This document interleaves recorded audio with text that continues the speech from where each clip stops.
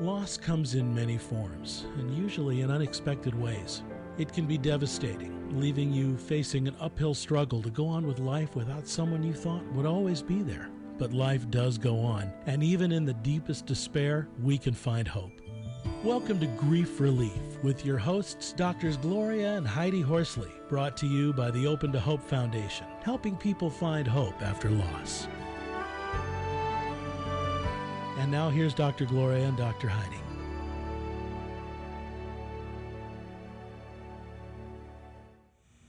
Welcome to our show. I'm Dr. Gloria Horsley with my co-host, Dr. Heidi Horsley.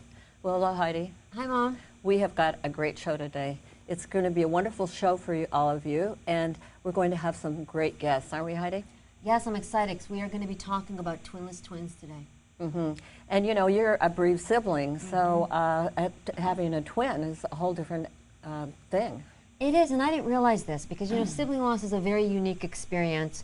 Our loss is often unacknowledged and minimized, but twins is a whole different thing.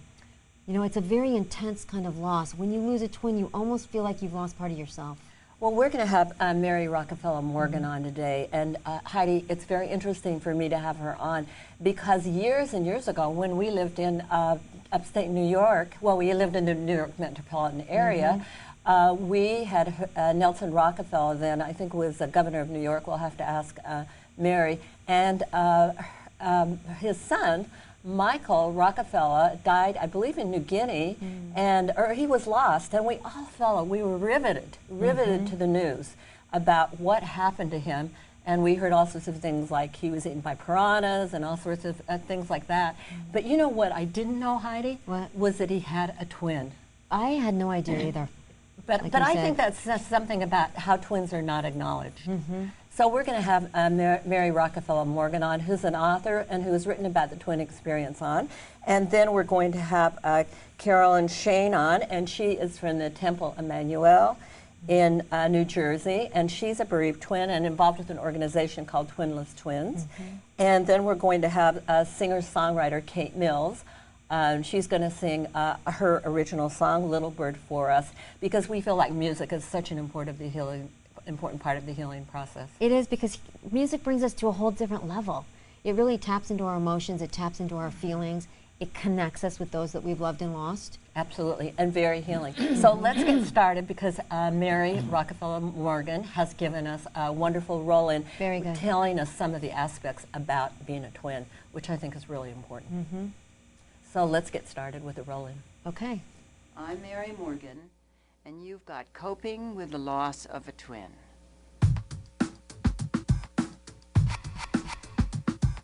The thing that makes twin loss unique and the bereavement journey special is the twin bond.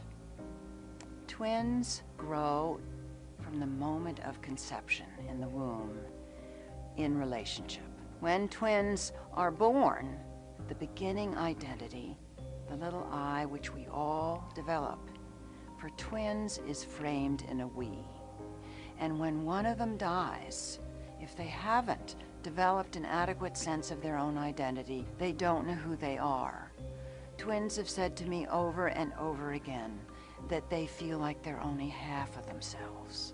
The whole issue of twin loss is special to me because I am a twin myself, and I lost my twin at 23 years of age. Having spent 27 years healing has left me with a deep sense of wanting to be able to help other twins. It takes much longer for twins to heal. Our relationship is not what we lose.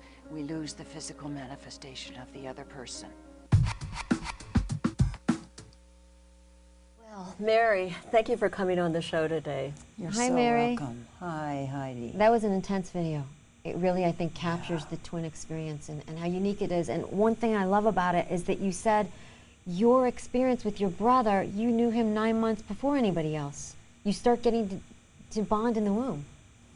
I think this is the sort of big secret that is basically held and not even known about, even within our own group of twins until just recently, now that they're doing womb studies with sonograms and they're beginning to see the relationship that twins have to each other, that the little fetuses are actually reaching out to each other in intentional reaching out at 14 weeks of age. I mean, that's extraordinary. That's amazing, Mary. And I recently read something where twins were born premature. You may have read about this. And one of the twins was dying. And they had them in separate incubators. And when they put them together, the one that was dying started to thrive. Yes. It's really true. I think that sense of growing and learning about existence and your life, but learning that right up against somebody else, right in relationship to somebody else, is a huge thing, and it affects your entire life.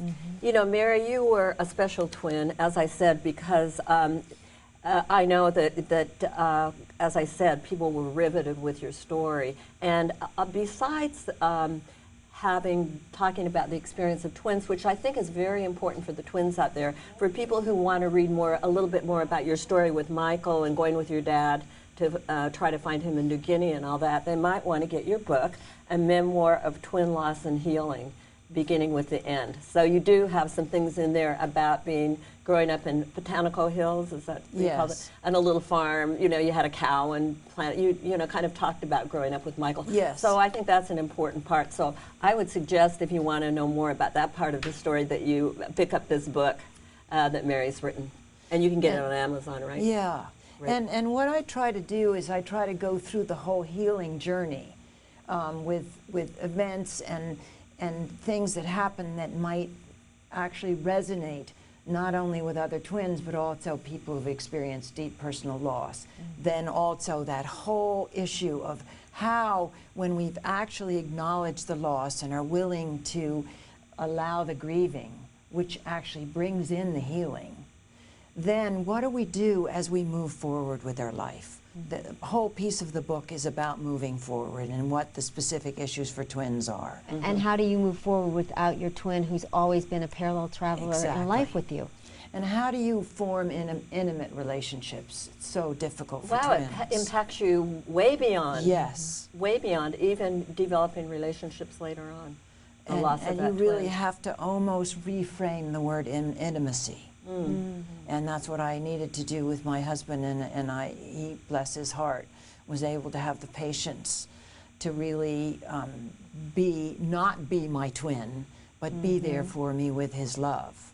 That's very big. And I know one of the things I read about in the book is can be a certain amount of anger with a twin, you know, if you're not acknowledged that this is a special loss. I run a Compassionate Friends group, and a twin last month brought her mother to Compassionate Friends to be helped, but didn't acknowledge the fact how painful it was. And thank goodness for you, I was able, because I had met you and talked to you, I was able to say to her, but you're a twin. That is a very special loss. And you could just see that it just came over her, you know, like, I've been acknowledged. Yeah. You know, it was so powerful. It was. That was very validating, because I was at that meeting. I think there's a huge misunderstanding or lack of understanding, which really is not a criticism. It's just accept that it is of our culture in terms of really understanding and being willing to see grief as part of life. Right. Well, let's which bring you in two are doing, which is so great. Thank you. Let's Thank bring you, in Mary. Carol and Shane, and I know that you know her from the Yes. Twinless Twins organization, right? Welcome to the show, Carolyn. Great to Hi, have you on. Carolyn. Thank you. Well, Carolyn, before we talk about the organization Twinless Twins, tell us about your twin experience. Well, I have a little bit of a different experience. Unfortunately, my twin was born severely mentally retarded. So without knowing it, I grew up always compensating for the two of us. Right. And I never understood that until I became an adult, and I realized I was dealing with survivor's guilt all my life without knowing it, trying to be for both of us. So you were living your life for you and your twin. Yes, for both of us. I think we have a picture of your twin. I'm not sure. hasn't come up yet, but maybe it hasn't. I didn't see it. But anyway, yeah, darling, your twin was adorable. Oh, thank you. Yes. Yeah. He was a very handsome little boy. Yeah, and, darling. thank yeah, you. there he is right now on he is. screen. Yeah, And adorable. That's us. couple. Thank you. Yeah, Yes. very darling. And I you. think we had another one of you with your dad. That'll probably come up later. But so he did have some disabilities. Well, he never matured beyond what we would call a 6-month-old. So he was never able to take care of himself. And growing up, as young as I can remember, my mother would say to me, "What does Carrie need? What does Carrie want?" And I was able to tell her what I felt. Wow. And as infants, the family stories go that whenever I heard Carrie cry, I would cry. And I never would stop crying, even as an infant, until I heard him cry, until I heard him stop crying. Then I would stop crying. But I would cry until I knew he was okay. That's amazing. So- And the fact that you kind of knew what he wanted. You guys have, often twins have their own language, and you were so tapped into him, knowing what his needs were. When he didn't have- Always. Because it turned out when we were about 2 years old, we participated in twin study of language. Oh, wow. And that was one of my very first memories, but I didn't know what it was. Until, believe it or not, I was a senior in college, and I took a special education class and actually read about my twin and I in this study. Oh, that's amazing. And my I knew goodness. it was us because it was our story. And we were tested to have twin language, and believe it or not, we did have it. And we had it, I guess, all of our lives until he passed. Amazing. How old was he when he passed away? He was 47. Wow. So you were speaking for him for many, many years. Yes, all of our lives together. Now tell us about the organization Twinless Twins. Well, Twinless Twins Support Group International is an organization. It's non-for-profit, and we exist solely to help fellow twins and other multiple loss people, survivors, deal with their loss in a very loving, compassionate, supportive, healing environment. And no matter when anyone loses their twin or whatever the reason would be. So we have members who have in utero loss survivors all the way for people who have lost their twins as any adult age and for any reason whatsoever. So we're I there love for one that another. because I have heard of twins that lost a twin in utero and nobody told them, and they grew up feeling like they had lost somebody, and then they found out later on that they had indeed lost someone in Yes. utero. Well, we have many members like that. We have one member who always felt that something was missing, and one day she was playing hide-and-go-seek in her closet, and out fell some photographs, and she saw her baby photo with another baby. Oh my goodness. And that's when she went to her parents with the photo, and her parents had to tell her that she was a twin. Wow. So I wanted to ask you if you had some advice. If I've just, lost a twin, what would be your advice to me? I'm an adult and I've lost a twin. Well, I would first of all ask that you go on to speak to another twin and to reach out to our organization, which is very easy to do. You can go on the web, which is www.ttsgi.org, and reach out to an organization. We have regional groups throughout the United States, Canada, Australia. There's even a Twinless Twin group in England, and you find that by healing, we heal by helping others. And if you reach out to other people who are in the same situation you're in, I always call it's a club none of us want to belong to, and you find that you do heal by helping others, and because no matter where we are in life, in the path of healing and moving forward, we've all been there, done that, and you don't need to explain how you feel because we all understand how each other And it feels. normalizes it to meet another Yes. twin, because sometimes you think you're going crazy or something's wrong with you, or why do I feel like there's this big void? And when you hear another twin say, well, I lost a twin and went through the same thing, it's like, okay. The verification of Yes. your feelings. Heidi, why don't we take a question out Okay. from the audience out here? Great. Somebody have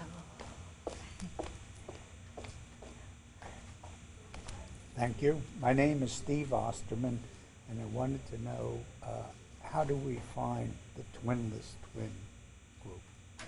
How do you find the Twinless Twin group? Oh. Well, you can go on our website, and it's as I said, it's www.ttsgi.org, and it's easily found. We have regional meetings throughout the country, and we do have a conference coming up in July in Los Angeles, beginning July 18th through the 20th. So if you're interested, all you need to do is go on our website. The phone number's there.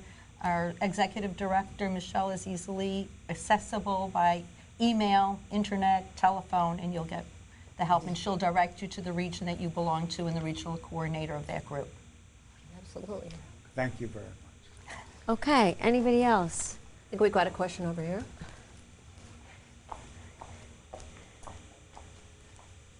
Hi, Carolyn. If there was one thing you needed when you lost your twin, what was it? If there's one thing you need, Needed when you lost the you twin, needed what when you was it? That lost would your be a good twin. one for each of you. What was the main thing you For needed? both of you, for either one of Yeah. you. oh, what we personally needed. What you personally needed, yes. For me, it would have been, for me, the most important thing was to connect with somebody who understood what was happening to me. And then also who would be present for my grief. That would be the first thing. And I needed to be able to share when I was ready to share and have somebody willing to listen without judgment or putting a time frame of when my grief should be over. Thank you. Thank you. You know, Heidi, you can come on back. I was just thinking a little bit about how I know that kids tend to take care of their parents after another sibling has been lost. And Heidi talks about that a little bit. There's a lot of pressure on siblings, right? Well, absolutely, because as you both know, when our parents lose a child, we're worried about them. I mean, we've lost a sibling and they've lost a child and we're watching them grieve and we want to take care of them. And I've noticed that a lot of the bereaved siblings that I work with tend to hide their grief from their parents because they don't want to cause them any more pain. And I don't know if it's similar Yeah, with and I'm thinking of the twins. pain that you two had, the special extra pain Well- that then doesn't get acknowledged too. Yes. I think in my family, especially because my twin brother was never found. Right. So, and what do you say? You know what I mean? Our family was just unable to communicate with each other. We finally did this beautiful memorial for Michael, but there was no real communication of our feelings, and our mom was just really, really feeling that she had to stand up to do the right thing, and to, you know, she was the governor's wife, and she said to me when I came home from New Guinea, the one thing, Mary, we can't do is cry. And I guess that was probably the worst thing that ever happened to me. That helped me to repress my grief for absolute years. Right. And I respected her tremendously. She also had just lost her husband, who had they were getting a divorce because he had left her. And so it was a very, very difficult thing for my mother. And I know she tried to do her best. But the age that we lived in, the 50s, 60s, plus just the culture of getting up and moving forward with your life, which still exists today, made it very difficult.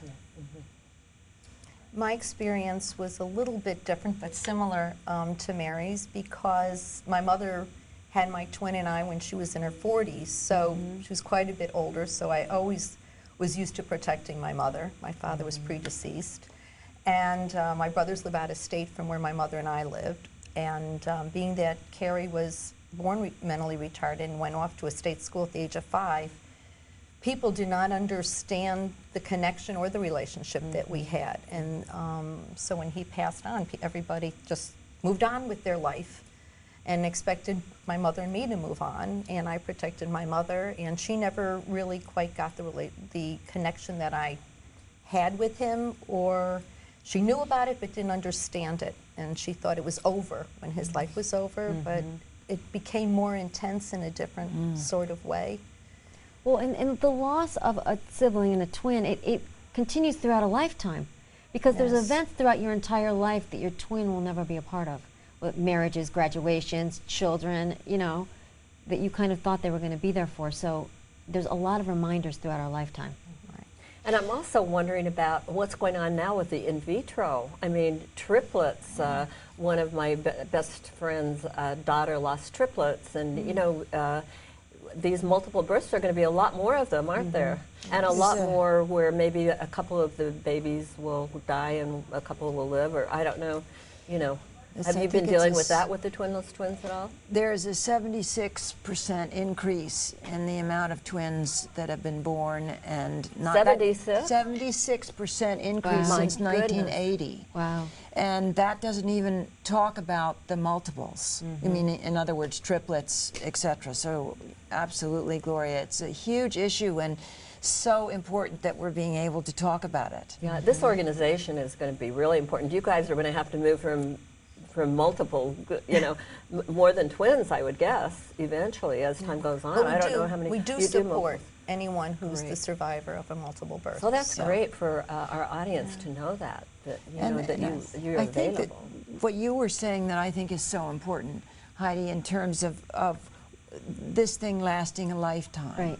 That if you're able to really to partner with the natural healing process, which is working through you if you allow it. That's the grieving and the bearing witness to your twin's life. Slowly those memories become present without tremendous feelings of grief and loss. So that the twin relationship then is present for you in a positive way. You can, I mean, I feel I can integrate and actually feel my twin in me, you know, and laugh the way he laughs, lighten me up the way I never was.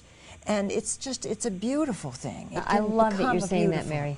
Because like you said, our losses transform over time, and our siblings are our guiding lights, and they give us energy, and they live forever in our hearts and our memories, but we go on to have joy and be in positive places and live our lives for ourselves and them. And look what's happening here. Yeah. And that's partly because of your own, both of your losses. Right. Well, we want to thank you both for being on the show so much. This is such an important topic, and we hope people will go to our Open to Hope Foundation and see the video and visit Manhattan Neighborhood Network at 9 o'clock Eastern Standard Time. This show will be streamed on Time Warner Channel 56, right, Heidi? Yeah. So there's lots going p.m.? on. 9 p.m. Okay. Yeah, lots going on our site with Facebook. We have forums and all sorts of resources for people. So let's go on to hear Kate Mills. And again, thank you so much for being on the show, and we'll be going at it. Please tune in again next week. Thank you very much. Thank you.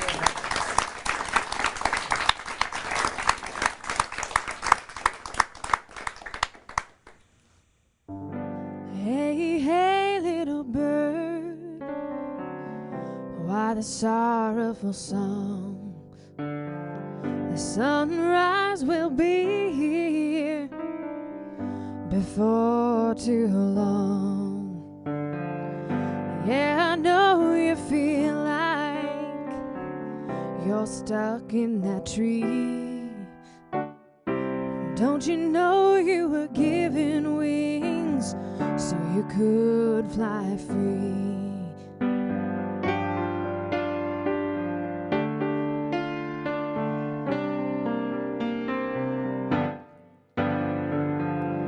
Why do you sit there with your eyes cast down?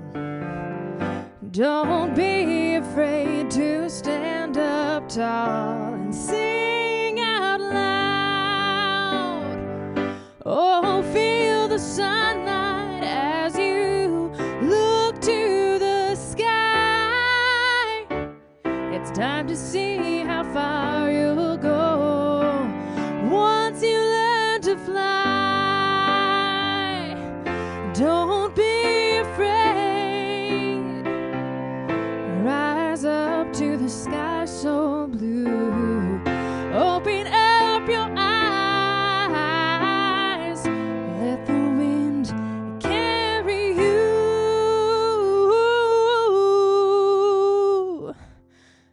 Hey, hey there now.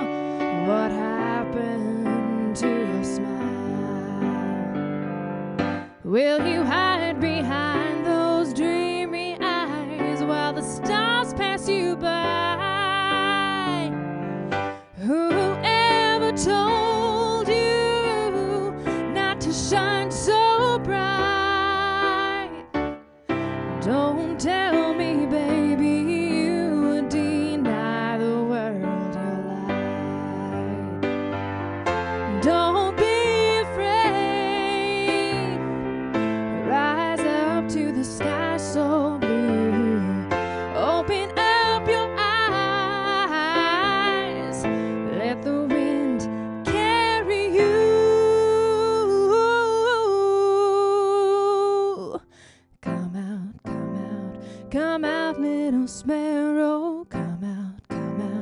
The ground is no place for you. Come out, come out, come out from the shadows. Come out, and catch a bird's eye view.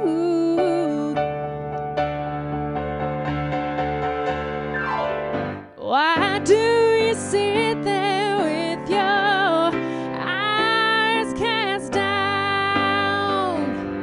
Don't be afraid to stand up tall and sing out loud. Oh, feel the sunlight as you look to the sky. It's time to see how far you'll go once you learn to fly. It's time to see how far you'll go once you learn to fly.